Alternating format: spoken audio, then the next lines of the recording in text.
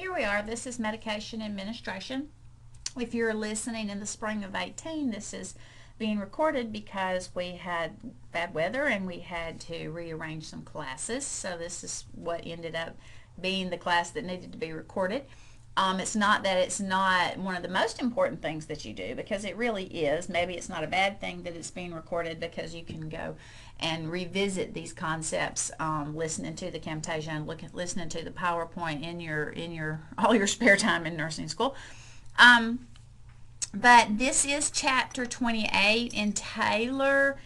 If you'll look at your readings on your Canvas page, you'll see the readings listed there. You'll also see that there are some watch and learn videos. There are some concepts in action listed in your ebook that you need to look at. Those are videos that will show you some of the techniques that we'll be talking about.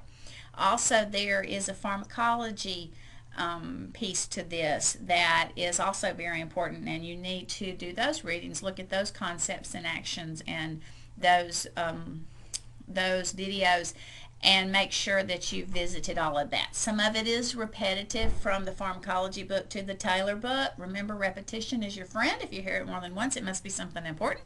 So be sure that you've done the readings, you've watched the videos, you look at this PowerPoint. There's a PowerPoint for all of the Camtasias that are on this page that go along with the PowerPoint. So there are PowerPoints there. Be sure you look at those and read those and listen to the Camtasia more than once, hopefully. In the medication administration piece of this, we'll talk about the rights of safe administration. One book lists 8 rights, the other one lists 10 rights.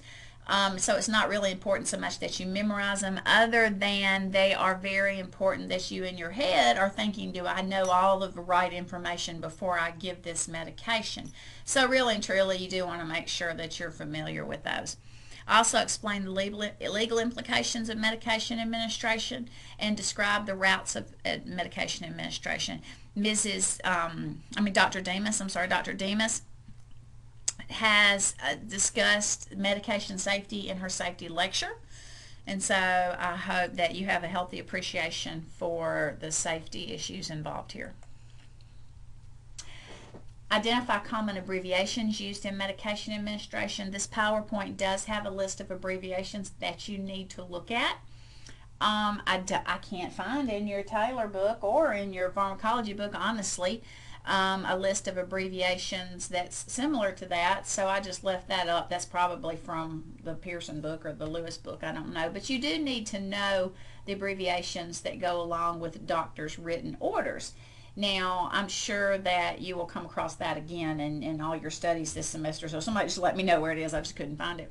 But it is important that you be able to read the physician's orders. So much of it is computer order entry right now that you actually don't have to write out orders very often. You don't have to take verbal orders very often, but you do need to know what all the abbreviations mean.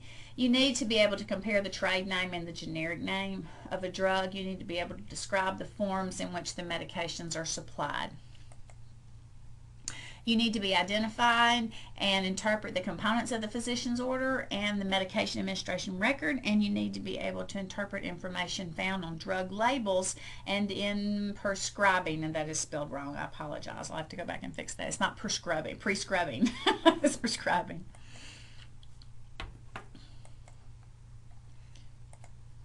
So in Alabama, who can prescribe drugs? Well, of course, physicians can prescribe drugs. That's an MD. A doctor of osteopathy is also what we would term a physician. That is a DO. They're both physicians. They both practice very similar as far as what we can see of it. The school, the Virginia College at Auburn, is a school of osteopathy. It's a little bit more holistic care than regular traditional medical school, but both come out being able to prescribe drugs and having much the same knowledge. Dentists in Alabama can prescribe drugs. A certified registered nurse practitioner can prescribe drugs, and a certified midwife in some parts of the country can prescribe drugs.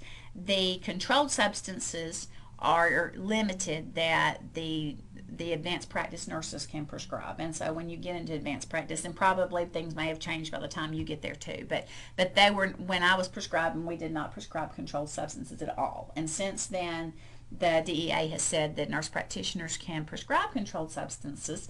It's been my experience, not all of them want to be honest with you, because that's a lot of the pain medicines, the Lortabs and the things that there's a lot of drama around right now. So, but in Alabama, a nurse practitioner can prescribe controlled substances, and we'll talk about that a little bit more. Who can administer medications? Administered medications are going to be nurses. Techs cannot administer medications. It has to be either an RN or an LPN, and there are some limitations with the LPN's medication administration with regard to IV administration.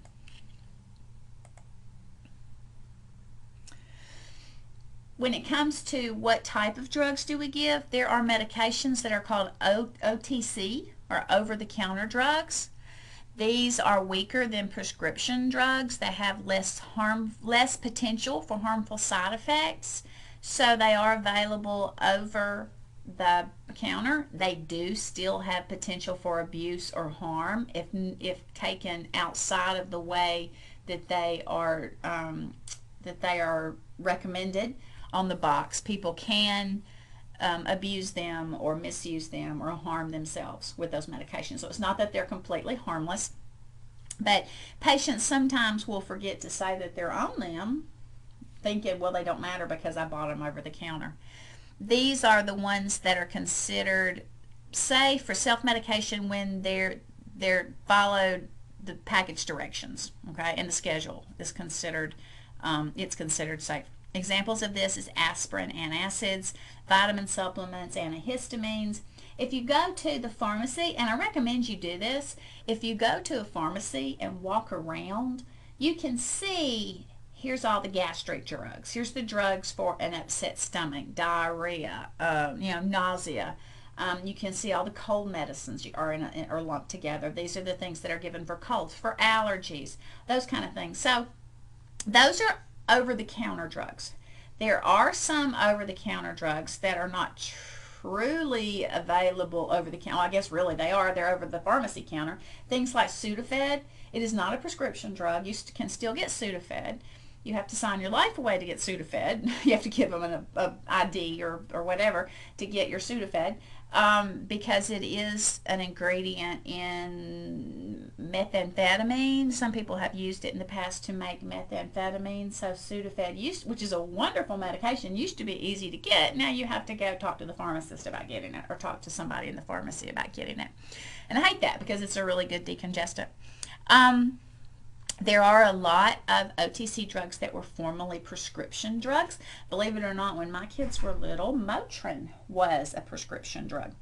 I remember when you take your kids to the doctor, you were just hoping that the doctor would prescribe your child, ibuprofen for his fever or for pain or whatever, because it was such a great drug and everybody wanted Motrin for their kids or whatever. Then it became over the counter, and so lo and behold, we can have it. Also, women with like menstrual issues, painful menstruation and all that, used to get 800 milligrams of Motrin prescription for that. And now, of course, Motrin comes in 200 milligram tablets, and you can just take 4 of them and you've got your 800 milligram dose, even though that's not a prescribed package dose. That is, you can just take 4 of the 200 milligrams and you'll have 800 milligrams. So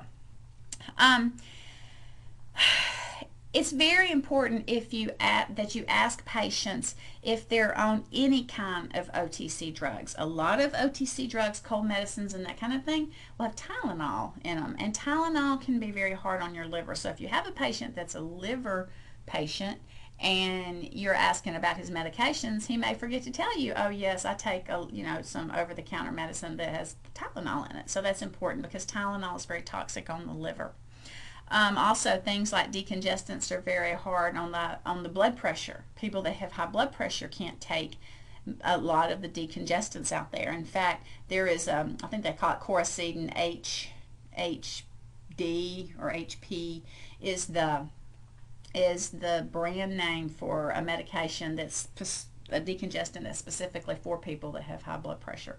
because not everyone that has high blood pressure should be taking over-the-counter decongestants. So they do have potential for some problems, but prescription drugs have a greater potential for harm or addiction. So you have to have a prescription for those.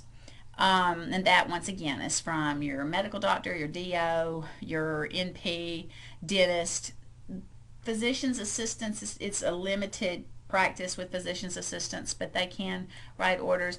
RNs cannot write an order. You cannot, just because you know where the prescription pad is on the unit that your physician uses for that unit does not mean you can take the prescription pad out and write the doctor's name on there and give people prescriptions. You can't do that. I have seen that done, and that was not because this person didn't know that it was because there was some drug abuse situations going on. So just be aware that is out of your scope of practice to prescribe drugs. Herbals are also called botanicals. They are made from plants. They've been used for centuries. A lot of the medications we use, prescription, digoxin, morphine, those kind of things, actually are herbals. You know, opiates, morphine and opiates come from poppies, and digoxin comes from a foxglove plant, I think. Anyway, but originally they were just herbal medications, and way back in the day, and of course now they're prescription medications. But so herbals are for sale almost everywhere. People may even grow their own. They can be harmful, or they can cause interactions with other medications, so it's important that you make sure that you find out from your patient if they're on any herbals. You know, sometimes that people have a little marijuana growing in the backyard, or maybe you live in Colorado or one of the other 27 states where it's legal to have marijuana. There are some things that interact with marijuana, and there are some health implications to people that smoke a lot of marijuana. So that's something that you just need to know. And it's been my experience, people generally will tell you. I mean, you're not the police. You're doing it for their own good. You're asking them questions because you need to know for their health. So ask people about herbals they take, over-the-counter herbals, and not everything is the same that they get over-the-counter, and Miss Evans will talk a little bit about this. As far as the herbals go, concentrations are different. Not all of them are because they're not regulated like regular OTC medications or prescription medications. So, but you need to find out if your patient is on anything like that. So here we have the physician who's the prescriber. In the hospital, typically the physician has to order the drugs. The pharmacy will fill the drugs. Sometimes the physician will ask the pharmacy to dose the drugs based on weight, based on you know, your kidney function, so on and so forth. So sometimes the pharmacist writes the prescriptions based on the doctor's order, and then of course the nurse administers the prescriptions. So there you are, ready to give your medicines. Okay, so there's prescriber, there's the pharmacist, and there's you. Okay. Medication reconciliation. Part of your responsibility as a nurse is to do what they call the medication reconciliation. The medication reconciliation means that when the person is admitted to the hospital, you find out what medications they're on at home. And you make sure that that gets communicated, whatever system the hospital has for communicating all those medications that are at home, that gets communicated to the admitting physician, so that physician can choose the medications that they prefer the patient, or they want the patient to be on in the hospital.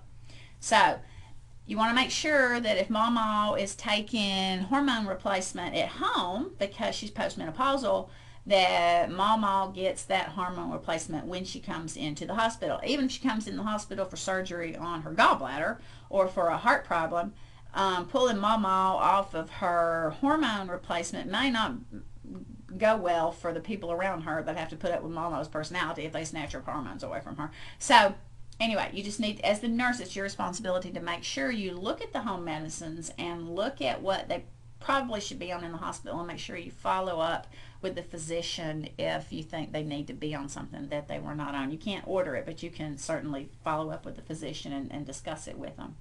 When they're transferred within the hospital, it is you as the nurse, it's your responsibility to look at what they're on, ordered on your unit. if you are receiving a patient, say you're in ICU and you're receiving a patient from the floor who's having a problem, it's your responsibility to look at the medications your patient is on here in the ICU, and also the medications that they were on before, and see if there's anything that the physician did not order that you thought maybe they should, and follow up with the physician on that. Once again, here's Mama's hormone pills that she was on the floor, and then she transferred to ICU. Maybe they reordered them, but they're by mouth, and now Mama's not taking anything by mouth because she's sick. So you may need to follow up with the physician and see what they want to do about that.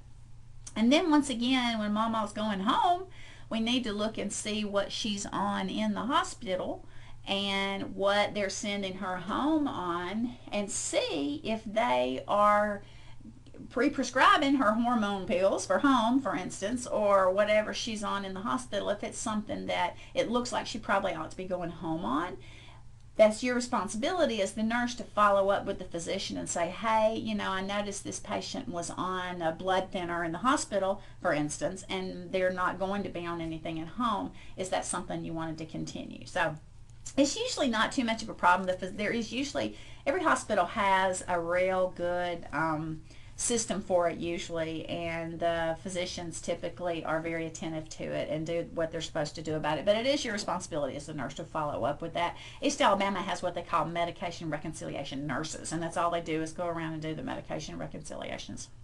You have to consider everything from prescribed drugs to over-the-counter drugs to herbals. Sometimes people will have something that they call by the trade name, and then they get prescribed something that has the generic name on it, and it's the same medication. It's your responsibility to make sure that that patient knows.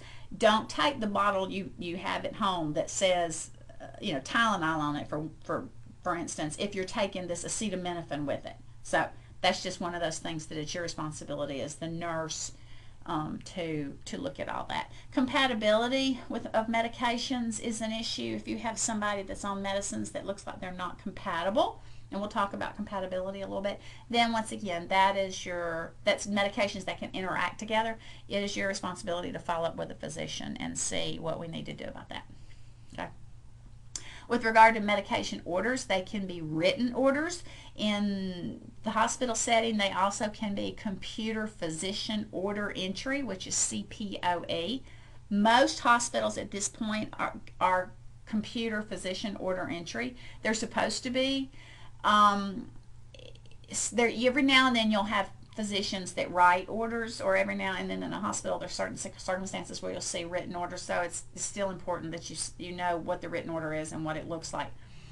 There are such a thing as verbal orders, meaning the physician can look at you and say, just give this person, you know, 40 milligrams of Lasix IV stat, and you can write a verbal order from a physician. However, that is only in an emergency situation, and sometimes the physicians will just be walking down the hall and give you an order, and you'll be like, okay, well, you're going to put that in for me, right? You know, put that in the computer for me, because you can get yourself into problems. And I have some stories I can tell you about that, but I'm not going to on tape, about people that have messed up verbal orders. It's a difficult situation. So you want to make sure that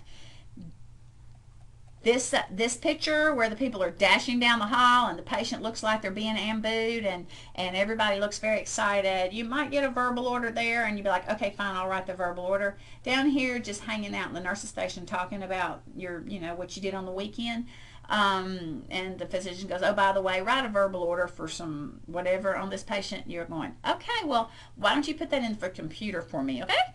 So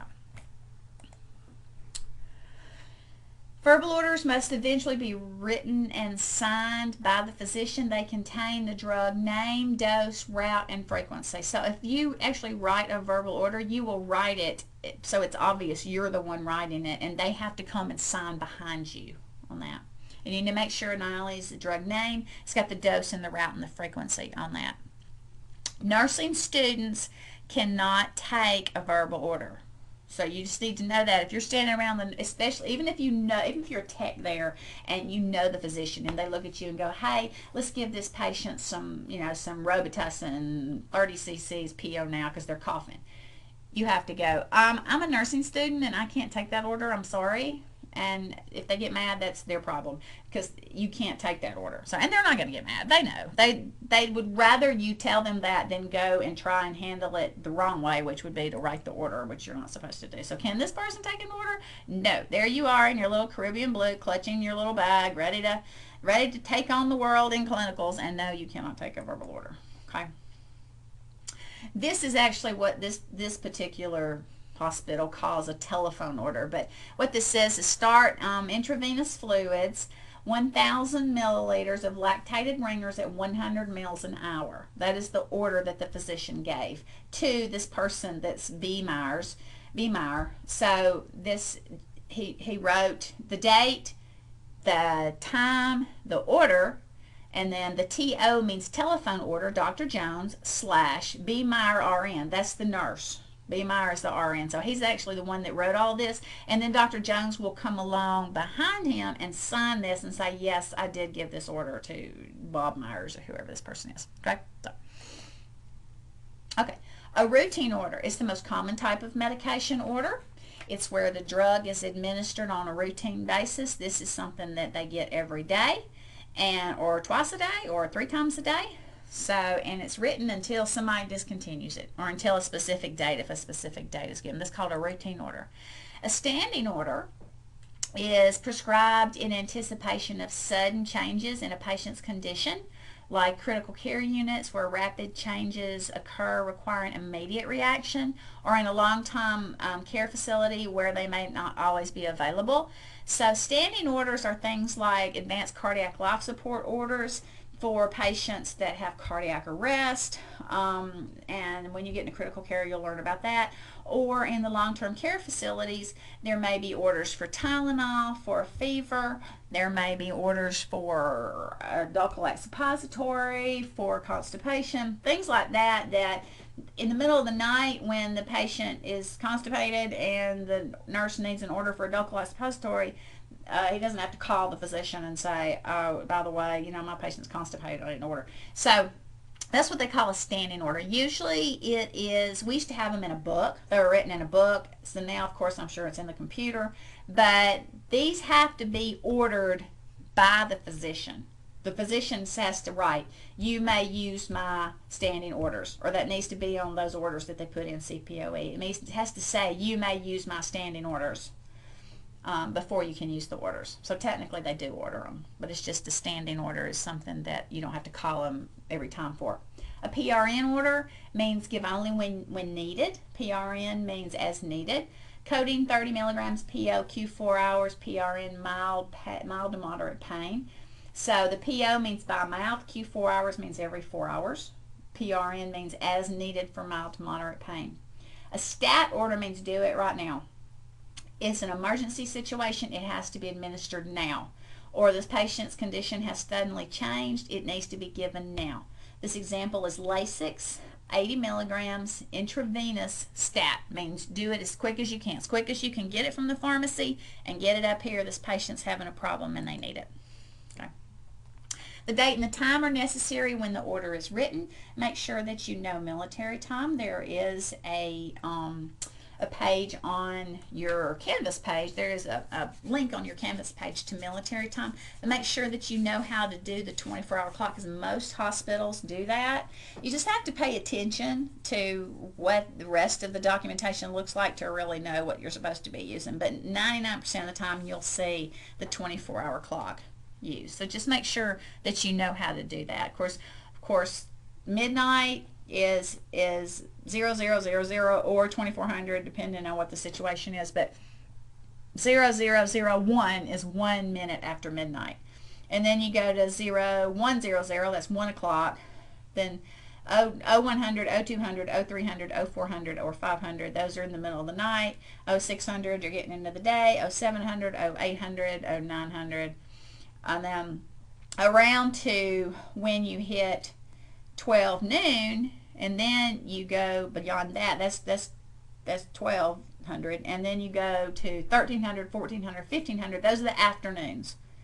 So if it's 1 o'clock in the afternoon, it's 1200 plus one more, which is 1300.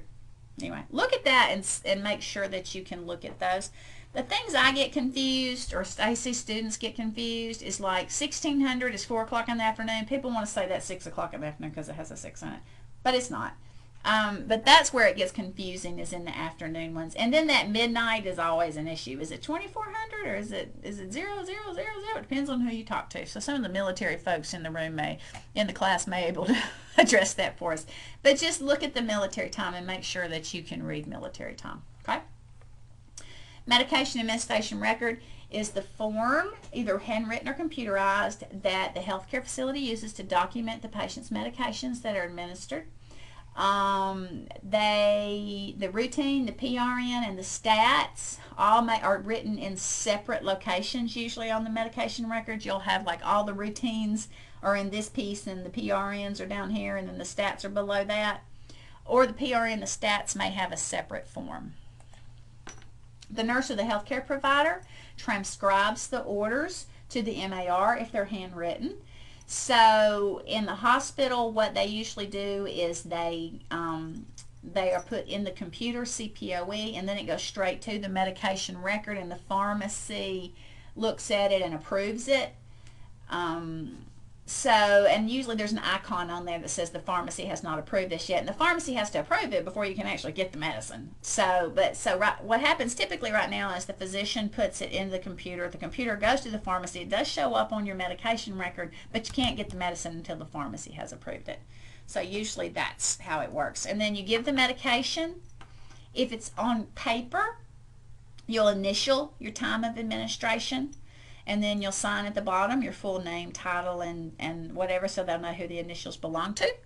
If you're in the computer, obviously you're already logged in, so they know who you are, but you'll click on the box next to it on the medication record, and then that will sign off the medications, and we'll show you some of those. This is the medication record. You can see that this is the patient's information up here in the upper right hand corner. This is the room number. These are allergies. This is the date it's ordered, 9/12, down the side here. These are the initials of the person that took the order off or put the medication order on here. These are the expiration dates based on usually hospital policy, or either the doctor specifically orders an expiration date. Oh, sorry, I went backwards. I went too far forwards. Okay, this is your medication. This is Rocephin, ceftriaxone 1 gram, IV piggyback, Q 12 hours for 7 days beginning at 1800, which is 6 o'clock at night. So this person's medications, because it's every 12 hours, will be 6 o'clock at night and 6 o'clock in the morning. So they prescribed it 0600. They usually start at midnight and come down the list. So they prescribe it at 0600 and at 1800.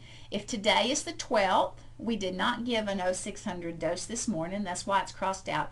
But this afternoon at 6 o'clock, this MJ person gave this Rocephin at 1800, which is 6 o'clock, and then signed it off.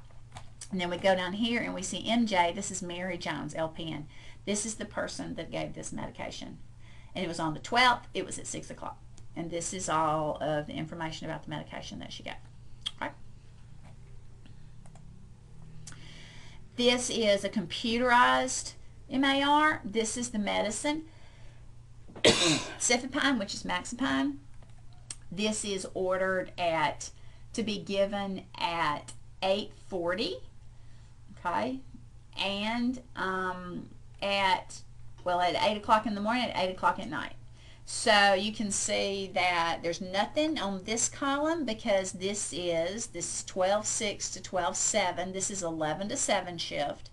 On day shift, there was an 8 o'clock slot up here that this person clicked on it and signed it off. MAB clicked on it and signed it off. And then at 8 o'clock this evening, there'll be another dose due, and this says 8:15. Typically it's going to say 8 o'clock or 2000, and they'll click on that and give it there.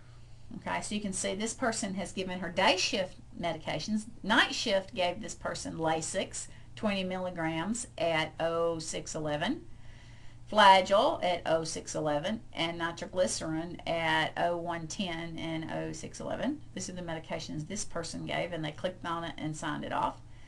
Day shift, this MAB gave this at 8:40, gave this at 10:26, gave this at 9:20, gave this at 10:26. This one was not given for whatever reason. They had an order to cancel it. This one was given at 13:24. This one was given at 12:31. This one's given at 10:26. And you see, when this person pulled these medications and clicked on this, it signed off the time for them, the exact time for them. So when evening shift comes on, which is 3 to 11, which is 15:01 to 2300, these will be their medications that they're supposed to give. So these are the routine schedule meds. These are the PRN medications, a saline flush. He has an IV line, so they do a saline flush. And then morphine, which is for pain. These are the PRNs. This is the IV medications, okay? And then this is probably the PRN orders that are out there that have not been given. This is just your choice of the PRN orders to give. Every hospital looks a little different, you guys. Don't get married to it. You just need to know where the medications are, where the times are, and you figure it out. Okay, and you get oriented to this particular unit.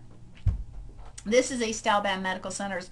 This is I think this is a screenshot off of something they sent us. Maybe I just did this at the hospital. I don't know. But typically, you have, and this is the window where you sign off the medications. It looks different now, and you will see that on your East Alabama Medical Center orientation page if you've looked at that already. This looks different now, but these are the medications. Behind this window, there's a list of medications, and then across the top here, there is a list of times, and those blue boxes are what's due. So when you get on and you're like, okay, I've got my patient from 7 to 3 today, and I need to give all the medications from 7 to 3. You'll look at these boxes and see what time they are. There's probably something behind here, but then you know you've got some 11 o'clock medications, you got 12 o'clock medication, and those 3 o'clocks are not yours if you're leaving, probably because we usually come off the unit at 2. So, but we'll look at that and show you how to do that. You certainly are not going to be left to your own devices on reading the medication records. So, each professional is responsible for the order accuracy. You need to know how drugs work, how they interact, how to look them up. Remember, you are the last person to be able to stop that medication if it's not the right medication for the patient. Even if you didn't order it, you need to know enough about it to know that you should not give it if it's not good for the patient. And you will be held, along with the physician and the pharmacist, be held liable for giving a patient medication that they really should not have been given. So, okay, be nice to the nurses. We keep the doctors from accidentally killing you. Well, you see this little meme floating around on on the nurse Facebook and whatever, but actually this is really kind of true, you guys.